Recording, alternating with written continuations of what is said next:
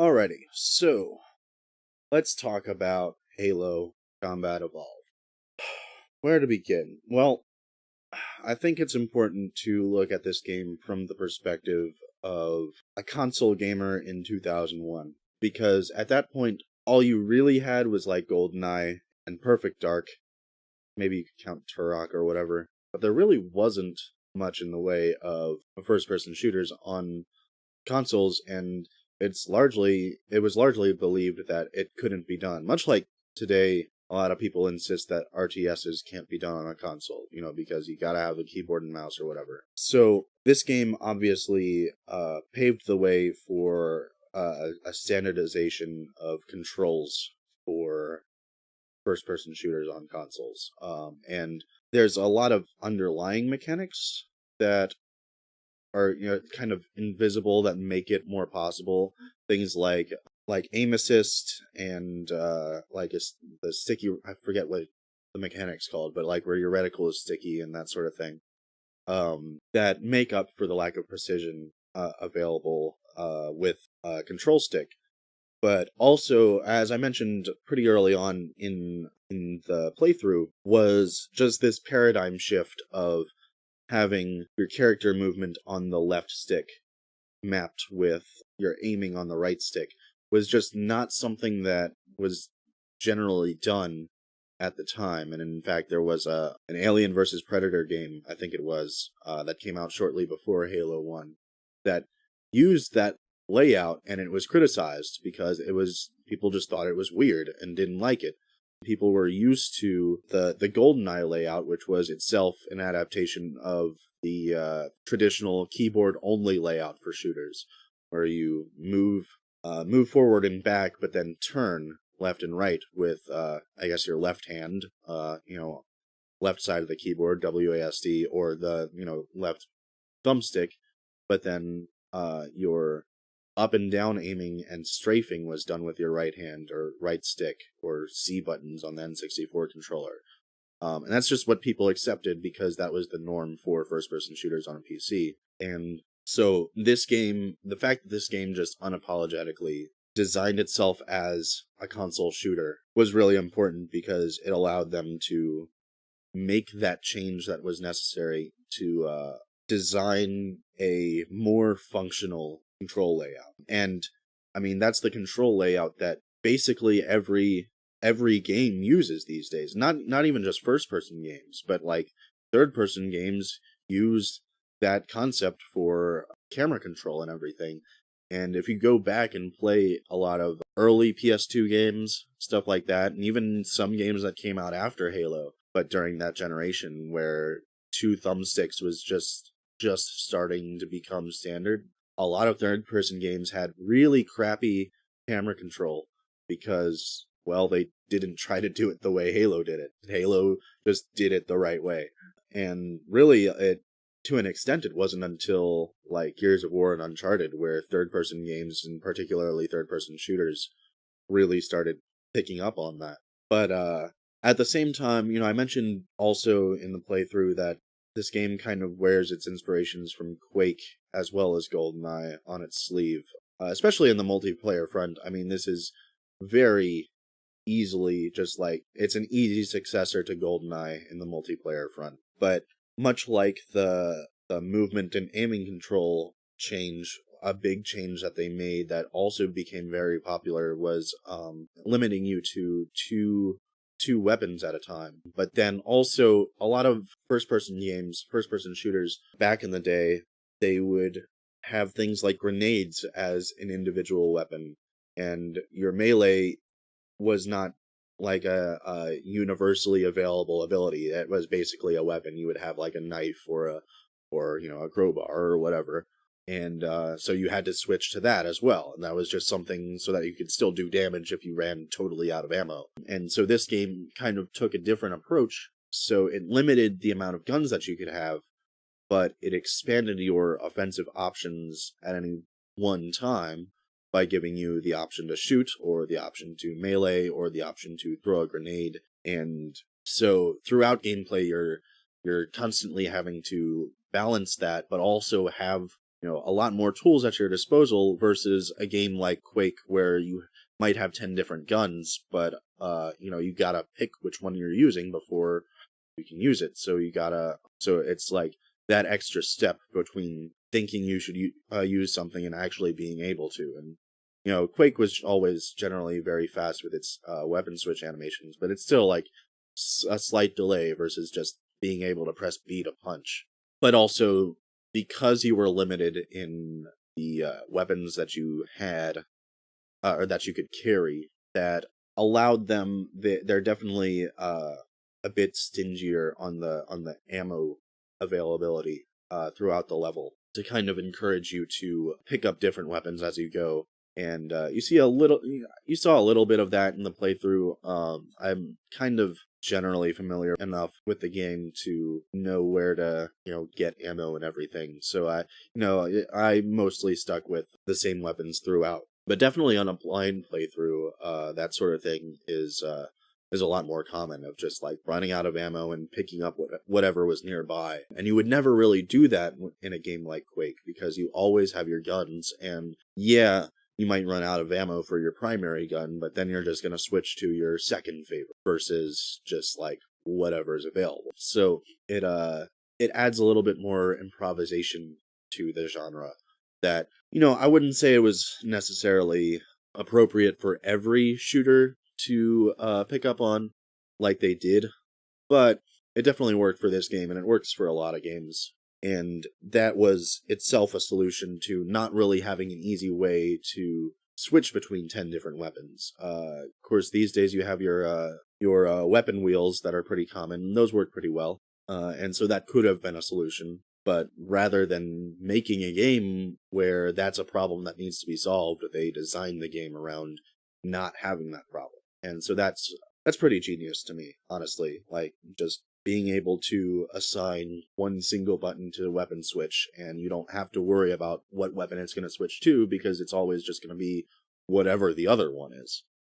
Thematically, it also wears its inspirations on its sleeve. I mean, it's very much just aliens, a bit of aliens, a bit of Starship Troopers, that sort of thing. The Ring world was, well, yet again, not an original concept. That credit goes to the book, Ringworld. It's definitely not something that you see a whole lot. But they definitely did a good job of having, like, memorable enemies who had a very clear role in combat, enemies that were designed almost like a puzzle. Like the jackals, they have their shield, so you've got to figure out how to make them vulnerable.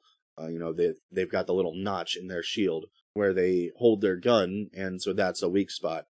So you hit that, and, that sort of thing. The grunts are just, mow them down, but, there's usually a lot of them. The elites are like the counterpart to you, of course.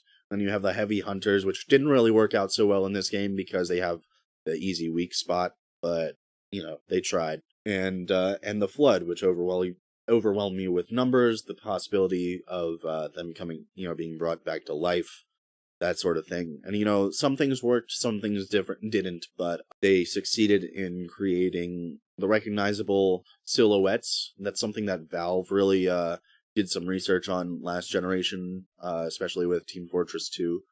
The idea of having a memorable silhouette of a character is very important, especially for enemy characters. And so taking that idea of having all these different species of characters and working that into the story of it being this, collective of species that are working toward a common goal.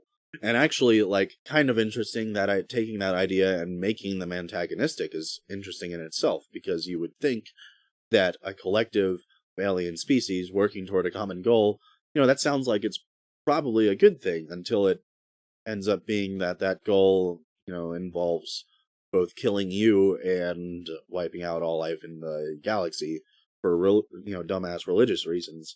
They go all into that in Halo 2 for the most part. But in this game, they're trying to kill you, and they're trying to activate Halo, which is a bad thing, as you find out. And so, kind of flips that idea on its head a little bit. Not super original. Nothing in Halo is super original, to be honest, but all of it was done pretty well. and it ends up being just a really solid sum of its parts. And what I think is interesting is that this game, you can play it for the first time and say what I said, where it kind of feels like Quake, kind of feels like GoldenEye, but then you move on further in the series and, further through gaming in general, where everything was trying to be Halo. And that's kind of what we got, is we got a lot more games that started to feel more and more like Halo did. Even though Halo 2 itself evolved to such an extent that it didn't really feel, it felt like its own game. It felt like Halo, but it also felt like its own game. And so you're left with this sort of in-between game in Halo 1 that feels good, feels right, but it doesn't seem to have that many games that are really super comparable to it, at least in feel.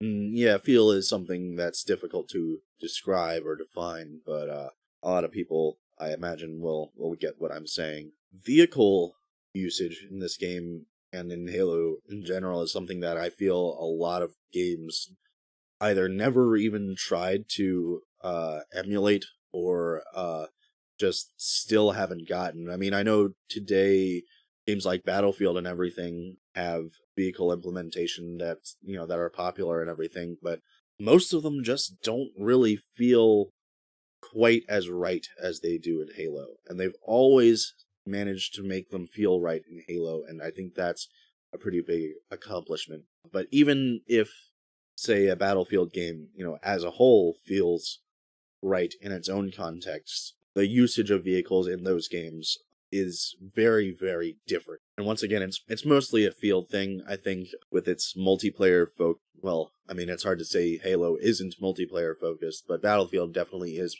more so multiplayer focused, with large player counts and everything. You have a lot of multi-person vehicles in that series, and so that's a big difference. I mean, you have the Warthog in Halo, but most of the other vehicles, the Banshee is for one person, the Ghost is for one person, the Scorpion in Halo 1, you can still have people right on the side, but it's mostly one person. And so in a sense, they're like power weapons that are balanced by having actually limited mobility. Despite being faster and everything, being good for traversal, they still have limited mobility. Most of them in the sense that they can't strafe. The Ghost can strafe, but it's a lot more slippery. So they just feel like they fit, and they feel like they fit without needing another player, except for the Warthog. But it's okay to have that Warthog that requires another player.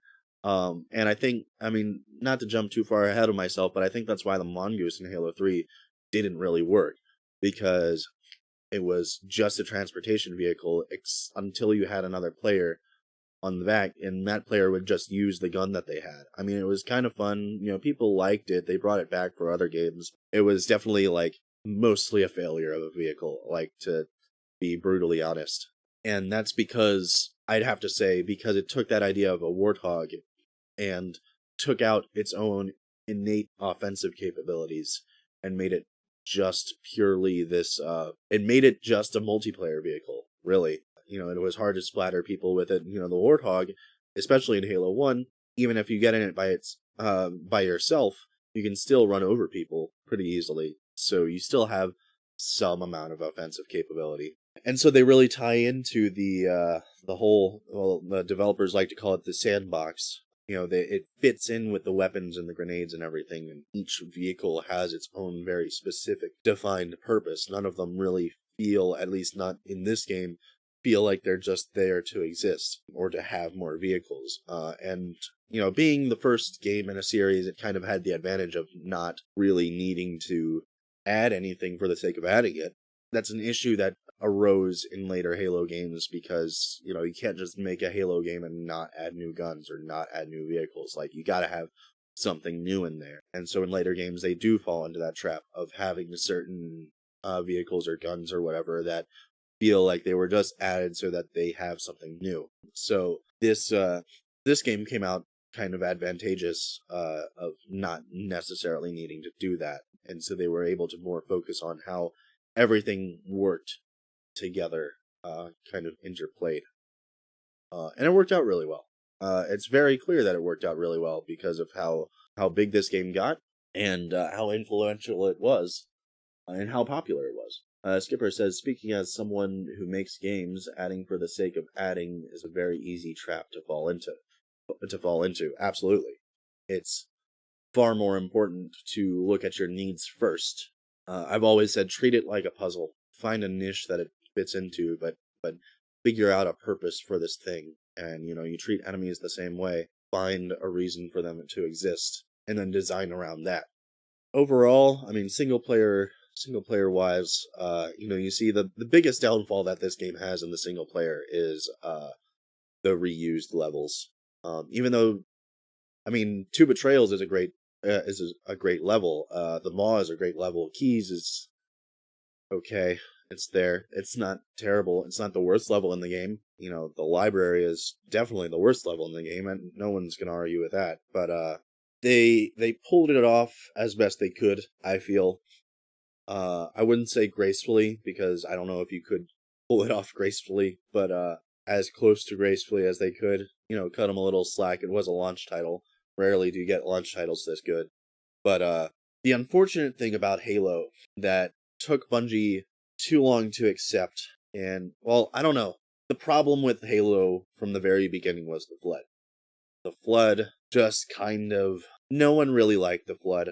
I mean, I won't say they weren't interesting to fight. They were fun to fight at times.